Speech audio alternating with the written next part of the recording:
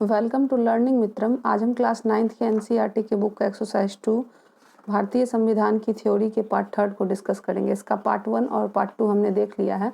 जिन लोगों ने इसका पार्ट 1 और पार्ट 2 नहीं देखा है, पहले वैसे इसके पार्ट 1 और पार्ट 2 को देख लें ताकि आपको पार्ट 3 आसानी से समझ में आ सके।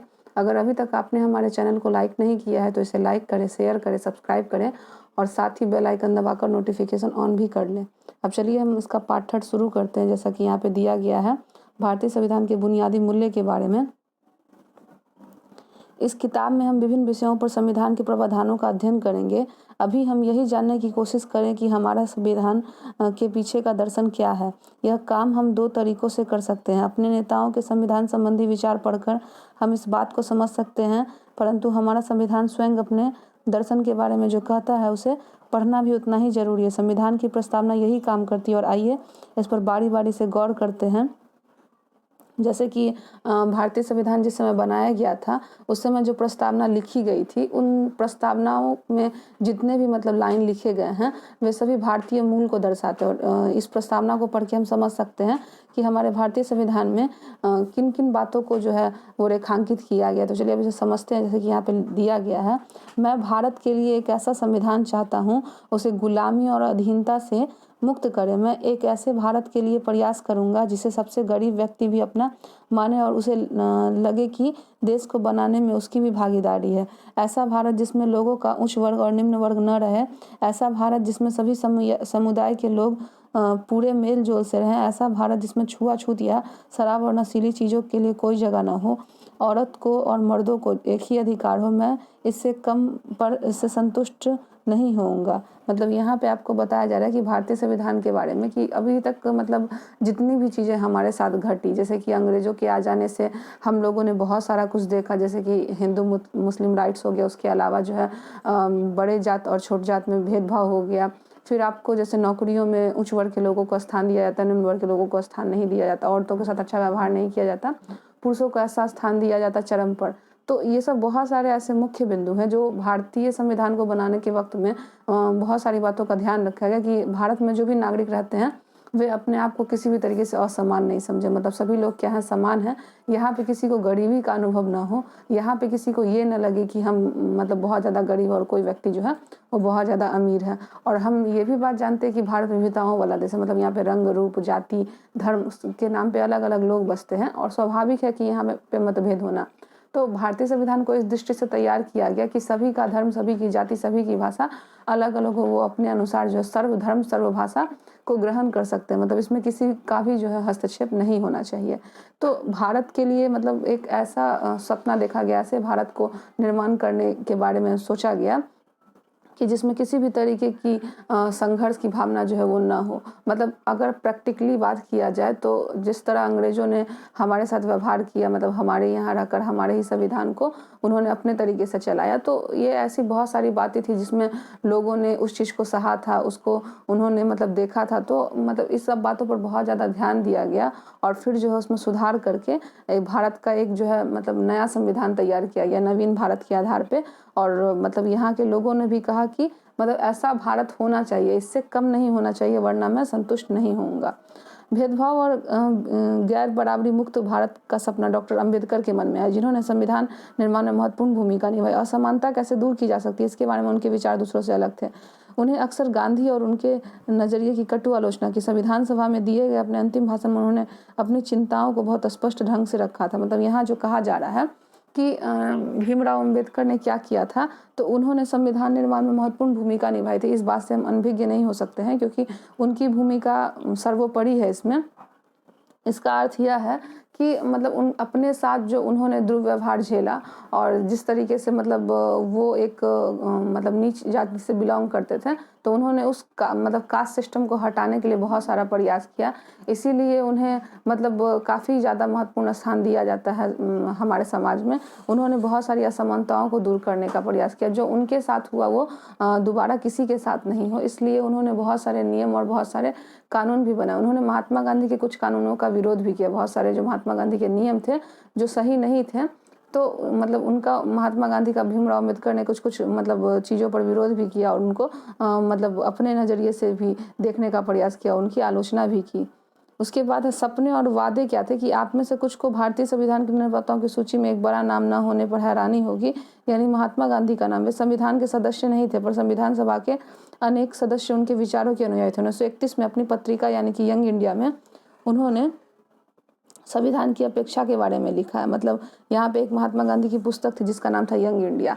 आप जानते हैं कि महात्मा गांधी का स्थान भारतीय राष्ट्रीय आंदोलन में भी काफ़ी ज़्यादा था, भारतीय संविधान निर्माण में भी उनका मतलब ये जो योगदान था वो काफ़ी ज़्यादा, लेकिन उन्होंने इसका श्रेय कभी नहीं लिया। वे मतलब भारतीय संविधान के कभी सदस्य नहीं बने, लेकिन उन्होंने अपनी एक पुस्तक लिखी थी 1931 ईस्वी में, उसका नाम था यंग इंडिया। आप ये बात याद रखिए, क्वेश्चन काफ़ी ज़्यादा इंपॉर्टेंट है। आपको बहुत सारे जनरल कंपटीशन के एग्जाम में ये क्वेश्चन पूछा जा सकता है कि यंग इंडिया पत्रिका जो है वो किसने लिखी थी, तो महात्मा गांधी ने। उन्होंने अपनी इस पुस्तक में संविधान के बारे में चर्चा की है कि वे संविधान सभा के सदस्य नहीं भी होते हुए मतलब वहाँ पे बहुत सारे ऐसे व्यक्ति थे जिनको उन्होंने अपना राय दिया था, अपने परामर्श दिए थे, और बहुत सारे लोग थे जो उनसे परामर्श और राय लिए थे। यहाँ पे देखिए कन्हैयालाल मणिक लाल के बारे में दिया गया है। इनका जन्म 1887 और इनका जो शासन व्यवस्था था वो 1971 तक रहा। जन्म गुजरात, ये वकील, इतिहासकार और भाषाविद थे, कांग्रेसी नेता और गांधीवाद। बाद में केंद्रीय मंत्रिमंडल में मंत्री भी थे और ये स्वतंत्र पार्टी के संस्थापक भी थे। यह श्यामा प्रसाद मुखर्जी, इनका जन्म 1901 में हुआ था और इनकी शासन व्यवस्था 1953 ईस्वी तक थी। जन्म पश्चिम बंगाल है। अंतरिम सरकार में उद्योग एवं आपूर्ति मंत्री, शिक्षाविद और वकील, हिंदू महासभा में सक्रिय, बाद में भारतीय जनसंघ के ये संस्थापक भी रहे। अब आगे की ओर बढ़ते हैं। यहाँ पे देखिए भीमराव अम्बेडकर के बारे में, जिन्होंने मतलब जो भी मतलब जितनी भी निचली जातियाँ थी उनको ऊपर उठाने में इनका महत्वपूर्ण स्थान रहा। इनका स्वप्न था कि भारत में जिस तरीके से अंग्रेजों ने भेदभाव किया कि जो ऊपर वर्ग के लोग आते थे उनको नौकरियों में मतलब स्थान दिया था, निम्न वर्ग के लोगों को स्थान नहीं दिया था। तो जब इन्होंने ICSE की परीक्षा पास करके ये भारत आए थे तो इन्हें भी मतलब कुछ ऐसी घटना से रूबरू होना पड़ा था, जिसके कारण इन्होंने यह निर्णय लिया था कि ये जितने भी मतलब निचले कास्ट के लोग हैं उनको जो है सामान्य वर्ग के साथ साथ जो है मिलाने का प्रयास करेंगे। इसी उपलक्ष्य में इन्होंने बहुत सारे प्रयास किए, बहुत सारे नियम और कानून भी बनाए थे। इनका जन्म 1891 ईस्वी में हुआ था। 1956 तक ये अपने कार्यभार को संभाले हुए थे। इनका जन्म मध्य प्रदेश में हुआ था। प्रारूप कमेटी के ये अध्यक्ष थे। ये आपको पूछ सकता है कि प्रारूप कमेटी के अध्यक्ष कौन थे, तो आप ये बात याद रखें, भीमराव रामजी अम्बेडकर।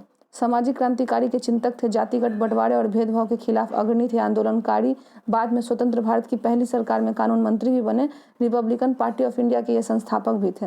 ये भी आपसे पूछ सकता है कि रिपब्लिकन पार्टी ऑफ इंडिया के संस्थापक कौन थे, डॉक्टर भीमराव अम्बेडकर। डॉक्टर भीमराव अम्बेडकर के बारे में दिया गया कि 26 जनवरी 1950 ईस्वी को हम विरोधाभास से भरे जीवन में प्रवेश करने जा रहे हैं। राजनीति के मामले में हमारे यहाँ समानता होगी, पर आर्थिक और सामाजिक जीवन असमानताओं से भरा होगा। राजनीतिक में हम एक व्यक्ति एक वोट और हर वोट का समान महत्व है सिद्धांत को मानेंगे। अपने सामाजिक और आर्थिक जीवन में हम अपने सामाजिक और आर्थिक ढांचे के कारण एक व्यक्ति एक वोट के सिद्धांत को नकारा नहीं रखेंगे। हम इस विरोधाभास जीवन को कितने लंबे समय तक जीते रहेंगे। हम अपने सामाजिक और आर्थिक जीवन में कब तक समानता को नकारते रहेंगे। अगर यह नकारना ज़्यादा लंबे समय तक चला तो हम अपने राजनीतिक लोकतंत्र को ही संकट में डाल देंगे। यहाँ पे कहने का अर्थ यह है कि जिस तरीके से मतलब भारतीय शासन व्यवस्था की नींव रखी गई थी, शुरुआत में तो अंग्रेजों ने भी मतलब वोटिंग सिस्टम लाया था, तो उस समय केवल कुछ ही लोगों को वोट का अधिकार था, जैसे जो धनी वर्ग, संपन्न वर्ग होते थे, और उच्च वर्ग के लोगों को ही अधिकार था। और यहाँ पे जैसे मान लीजिए कि अभी चुनाव का जो मतलब तरीका होता है उसमें 18 वर्ष के लोगों से जो वोट डालना शुरू होता है और आगे तक जो लोग वोट डालते रहते उस आधार पर हम सरकार चुनते हैं, लेकिन पहले ऐसी व्यवस्था नहीं थी। इसीलिए सभी के मतलब व्यक्तियों के सभी के वोटों को मान्यता मिले और मतलब एक वोट एक अधिकार की जो बात है वो नहीं रह जाए, क्योंकि हम लोग क्या करते हैं यहाँ पे सर्वमत से सरकार को चुनते हैं, मतलब सभी लोग वोट डालते हैं, जिसका मत ज़्यादा होता है उसमें सरकार चुनी जाती है। तो अगर हम इस तरीके से मतलब सर्वमत को ध्यान देंगे और एक मत या एक वोट को हम मतलब उतना नहीं समझेंगे कि एक वोट और एक मत के द्वारा जो है किसी का भी चुनाव बदला जा सकता है, तो अगर सर्वधर्म या सर्व वोट की भावना रखते हैं, सर्वमत की, तो इससे क्या हो जाएगा कि राजनीतिक लोकतंत्र जो है वो संकट से बाहर रहेगा। नहीं तो अगर हम एक वोट एक मोल की बात करें तो उससे जो है लोकतंत्र संकट में आ जाएगा। आखिर आइए हम 15 अगस्त 1947 की मध्य रात्रि में समय संविधान में दिए गए जवाहरलाल नेहरू के भाषण को देखते हैं और याद करते हैं। जवाहरलाल नेहरू जो है उनका जन्म 1889 में हुआ था।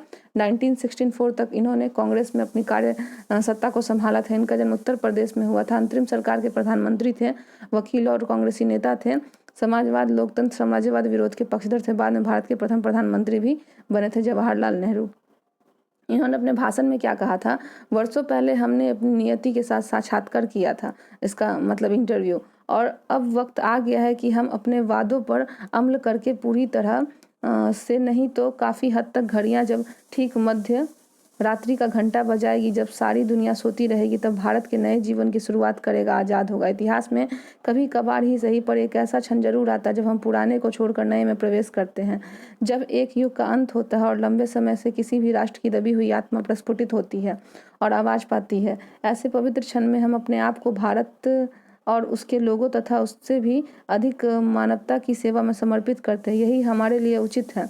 आज़ादी और सत्ता जिम्मेदारी लाती है और भारत में संप्रभु लोगों का प्रतिनिधित्व करने वाली इस संप्रभुता संपन्न सभा के ऊपर अब जिम्मेदारी है। आज़ादी के जन्म से पूर्व हमने पूरी प्रसव पीड़ा झेली है और इस क्रम में दुखों से हमारा दिल भारी है। इसमें कुछ दर्द अब भी बने हुए हैं, फिर भी इतिहास अब बीत चुका है और अब भविष्य हम सुनहरे संकेत दे रहा है। हम भविष्य बहुत आराम करने या सुस्ताने का नहीं है, बल्कि उन वादों को पूरा करने का है जो निरंतर प्रयास करने का है, जिन्हें हमने अक्सर देखा है कि एक शपथ हम आज भी लेंगे। भारत की सेवा करने का अर्थ है दुख और परेशानियों में लाखों करोड़ों लोगों की सेवा करना। इसका अर्थ है कि दरिद्रता का, ज्ञान का, बीमारी का, अवसर की असमानता का अंत। हमारे युग में महानतम आदमी की कामना हर आँख से आंसू पोंछने वाले और संभव है कि यह हमारे पास भर में पूरा न हो, पर जब तक लोगों की आंखों में आंसू हैं, कष्ट है, तब तक हमारा काम खत्म नहीं होगा। चलिए अब इसे हम समझते हैं कि जैसा यहाँ पे आपको बताया जा रहा है कि जिस समय हमारा देश आज़ाद नहीं हुआ था, मतलब हमें तो आज़ादी 15 अगस्त 1947 को मिली थी, लेकिन इसकी तैयारी काफ़ी समय पहले ही हो चुकी थी। कुछ समय तक आते आते लगभग आज़ादी के कुछ साल पहले तक लोगों को अब यह मतलब एहसास हो चुका था कि अंग्रेज़ों को हम यहाँ से मार भगाएंगे और हमारा भारत जो है वो आज़ाद हो जाएगा। हमने 100 वर्षों से ऊपर तक जो अंग्रेज़ों के दुखों को झेला, परेशानियों को झेला, भारत में निरंतर संघर्ष होते रहे, लेकिन इसी संघर्ष का नतीजा था कि सब लोग की एकजुटता के कारण जो है अंग्रेज मतलब फाइनली भारत को छोड़कर 15 अगस्त 1947 को जाने वाले थे। 14 अगस्त 1947 की रात में 12 बजे के बाद जो है झंडा फहरा दिया गया था आज़ादी का और अंग्रेज जो है यहाँ से हमारे भारत को छोड़कर चले गए थे। भारत से जाने के लिए अंग्रेज़ों को मतलब बहुत सारे नेताओं का योगदान था। उन्होंने अपने प्रयास जैसे महात्मा गांधी, सुभाष चंद्र बोस, उसके बाद आपको जवाहरलाल नेहरू, इन सब का महत्वपूर्ण योगदान था। इन्होंने क्या किया था? भारत से अंग्रेजों को मार भगाया था। उन्होंने अपने अथक प्रयासों से, अपनी तीव्र बुद्धि के बल पर अंग्रेज को यहाँ से मतलब वापस जाने पे मजबूर किया था और 100 वर्ष से ऊपर सत्ता जो वे हमारे यहाँ रखे हुए थे उसका उन्होंने अंत भी किया था। तो अब मतलब जवाहरलाल नेहरू के अनुसार कि अब ऐसे भारत का निर्माण होगा जो भारत नवीन होगा, जहाँ पे किसी भी तरीके का दुख, कष्ट या जो भी गरीबी या जिन्हें हमने झेला है उन सबको हम आगे नहीं झेलेंगे। मतलब हम ऐसा प्रयास करेंगे कि ये सारी चीज़ें जो हैं भविष्य में नहीं आए। और महात्मा गांधी ने अपने सरल शब्दों में यह कहा भी था कि जब तक लोगों की आंखों में आंसू है, कष्ट है, तब तक हमारा काम जो है वो ख़त्म नहीं होगा। तो इसके कहने का अर्थ था कि लोगों की आंखों में एक बूंद आंसू भी नहीं रहना चाहिए। हम ऐसे संविधान का, ऐसे भारत का निर्माण करेंगे। ये है सोमनाथ लाहिरी। इनका जन्म 1901 में हुआ था। 1984 जन्म पश्चिम बंगाल में हुआ था। लेखक और संपादक, भारतीय कम्युनिस्ट पार्टी के नेता, बाद में पश्चिम बंगाल में विधानसभा के सदस्य भी थे। यहाँ पे आपसे जो क्वेश्चन पूछा जा रहा है, पहले दिए गए 3 उदाहरण को गौर से पढ़े, पहचानें कि कौन सा एक विचार इन तीनों में उदाहरणों में उपस्थित है। इन तीनों उदाहरणों में इस साझे विचार को व्यक्त करने का तरीका किस तरह एक दूसरे से भिन्न है। ये क्वेश्चन पहले आप लोग खोजें, उसके बाद जब क्वेश्चन आंसर कराए जाएंगे तो आपको इनका आंसर जो है वो डिटेल में बता दिया जाएगा। अब देखिए ये जो आपको दिया गया, हम इसे समझेंगे संविधान का दर्शन, मतलब संविधान की पहली झलक की वो किस तरह की थी। पहले जिन मूल्यों ने स्वतंत्रता संग्राम की प्रेरणा दी, स्वतंत्रता संग्राम जहाँ पे हम लोगों ने मिलकर अंग्रेजों को मतलब भारत से भगाया, तो उस स्वतंत्रता संग्राम की प्रेरणा दी जिसमें कि दिशा निर्देश दिए जा रहे हैं, जो इस क्रम में जांच परख लिए गए हैं, वे भारतीय लोकतंत्र के आधार पर बने। भारतीय संविधान की प्रस्तावना में इन्हें शामिल किया गया है। भारतीय संविधान की सारी धाराएं इन्हीं के अनुरूप बनी हुई हैं। संविधान की शुरुआत बुनियादी मूल्यों की एक छोटी सी उद्देशिका के साथ होती है। इसे संविधान की प्रस्तावना या उद्देशिका कहते हैं। अमेरिकी संविधान की प्रस्तावना से प्रेरणा लेकर समकालीन दुनिया के अधिकांश देश अपने संविधान की शुरुआत एक प्रस्तावना के साथ करते हैं। आइए हम संविधान की प्रस्तावना को बहुत सावधानी से पढ़ें और उसमें आए गए प्रत्येक महत्वपूर्ण शब्दों के मतलब को समझें। संविधान की प्रस्तावना लोकतंत्र पर एक लोग समझे कि संविधान की प्रस्तावना लोकतंत्र पर एक बुरा है। इसमें भारतीय संविधान की आत्मा की खूबसूरत कविता सी लगती है जिसमें वो दर्शन बसती है।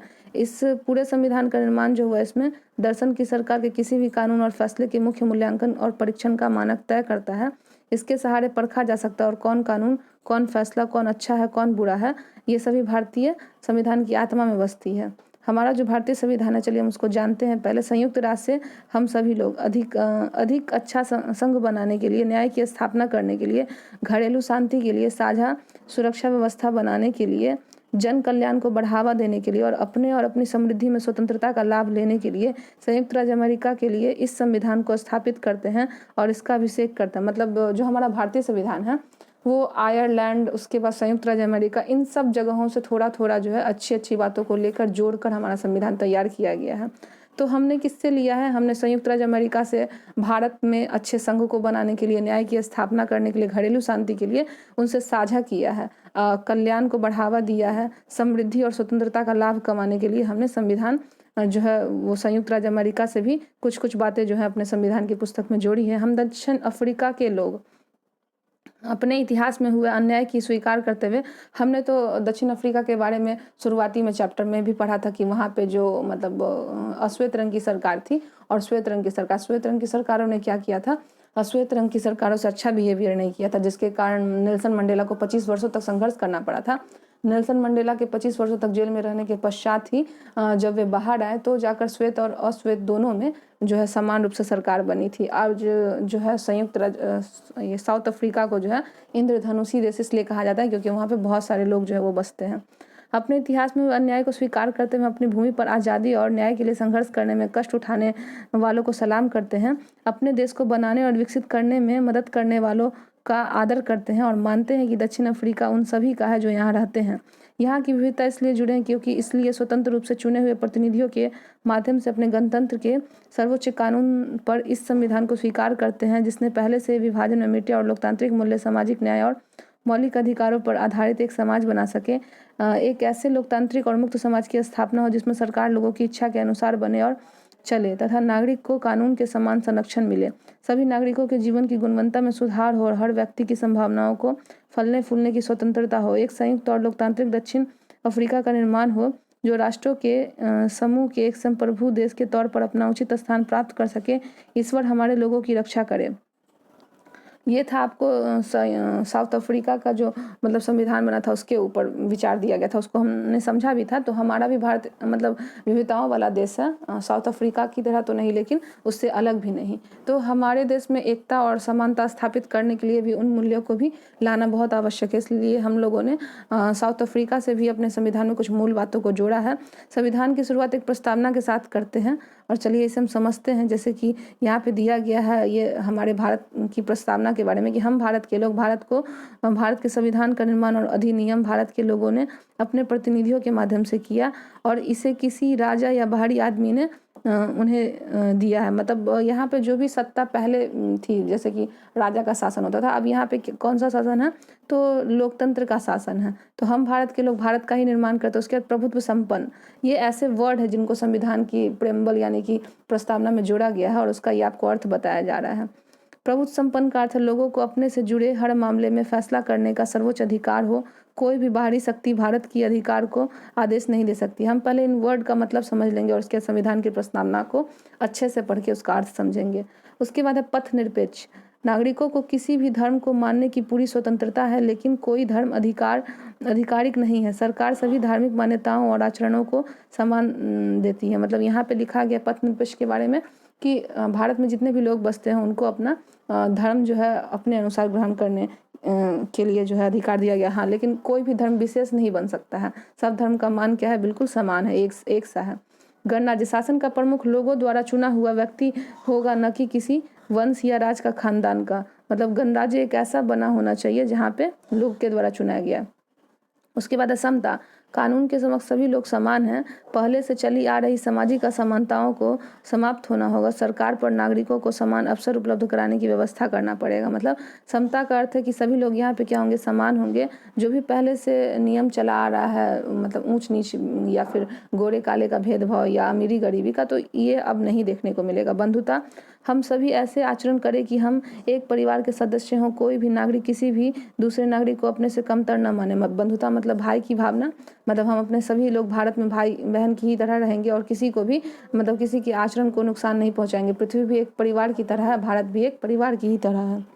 स्वतंत्रता, नागरिक कैसे सोचे और किस तरह अपने विचारों को अभिव्यक्त करे और अपने विचारों पर किस तरह अमल करे, इस पर कोई अनुचित पाबंदी नहीं है। मतलब यहाँ पे सभी लोगों को स्वतंत्रता दी गई है, सब अपने विचार जो है वो अपने अनुसार सोच सकते हैं, दे सकते हैं। यहाँ पे किसी के भी विचार को जो है वो प्रतिबद्ध नहीं किया गया, मतलब सबको यहाँ पे खुले तौर पर सोचने के लिए जो है छूट दी गई है। न्याय, नागरिकों के साथ उनकी जाति, धर्म और लिंग के आधार पर भेदभाव नहीं किया जाएगा। न्याय सब कानून शब्द जो है वो सबके लिए समान होगा। लोकतंत्रात्मक, सरकार का एक ऐसा स्वरूप जिसमें लोगों को समान राजनीतिक अधिकार प्राप्त है, लोग अपने शासन का चुनाव करते हैं और उन्हें जवाबदेह बनाते हैं। यह सरकार कुछ बुनियादी नियम का अनुभव पे चलती है। लोकतंत्रात्मक यानी कि डेमोक्रेसी, जिससे हम वोट के द्वारा सरकार चुनते हैं। तो हम यह देखते हैं कि उस व्यक्ति में भारत को संभालने के लिए या फिर किसी राज्य को संभालने के लिए गुण है या नहीं, उसके आधार पर हम वोट डालकर क्या करते हैं, लोगों को चुनते हैं और सरकार बनाते हैं। समाजवादी, समाज में संपदा सामूहिक रूप से पैदा होती है और समाज में उसका बंटवारा समानता के साथ होता है। सरकार जमीन और उद्योग धंधों की हकदारी से जुड़े कायदे कानून इस तरह बनाए कि सामाजिक और आर्थिक समानताएं कम हो। मतलब ऐसी भावना होनी चाहिए जैसे कार्ल मार्क्स ने दिया था, जैसे हम समाजवादी बोलते हैं, मतलब समाज के हित में सोचना।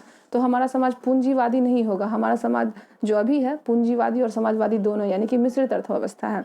तो भारत के लिए ऐसा ही स्वप्न देखा गया था कि यहाँ पे सरकार और जो समाजवादी और पूंजीवादी जो हो वो दोनों का हक रहे, लेकिन जो अधिकार है वो समाजवादियों को ज़्यादा मिले। अब हम प्रस्तावना पढ़ेंगे और उम्मीद है कि ये चीज़ सारी बातें आपको समझ में आ गई होंगी। भारत का संविधान, हम भारत के लोग भारत को एक संपूर्ण प्रभुत्व संपन्न समाजवादी पथ निरपेक्ष लोकतांत्रिक गणराज्य बनाने के लिए तथा उसके समस्त नागरिकों को सामाजिक, आर्थिक और राजनीतिक न्याय, विचार, अभिव्यक्ति, विश्वास, धर्म और उपासना की स्वतंत्रता, प्रतिष्ठा और अवसर की समानता प्राप्त कराने के लिए, उन सब में व्यक्ति की गरिमा, राष्ट्र की एकता और अखंडता सुनिश्चित करने वाली बंधुता को बढ़ाने के लिए दृढ़ संकल्प होकर अपनी इस संविधान सभा में आज तारीख 26 नवंबर 1949 ईस्वी को मिति मार्क्सिस शुक्ल सप्तमी संवत 2006 विक्रमी को एतद द्वारा इस संविधान को अंगीकृत, अधिनियमित और आत्मर्पित करते हैं। इसके कहने का अर्थ है कि हम ऐसे भारत का निर्माण करेंगे जहाँ पे हम लोग सब कोई साथ में रहेंगे और यहाँ पे मतलब समाजवादी व्यवस्था का निर्माण होगा। यहाँ पे लोगों को अपने अनुसार धर्म ग्रहण करने की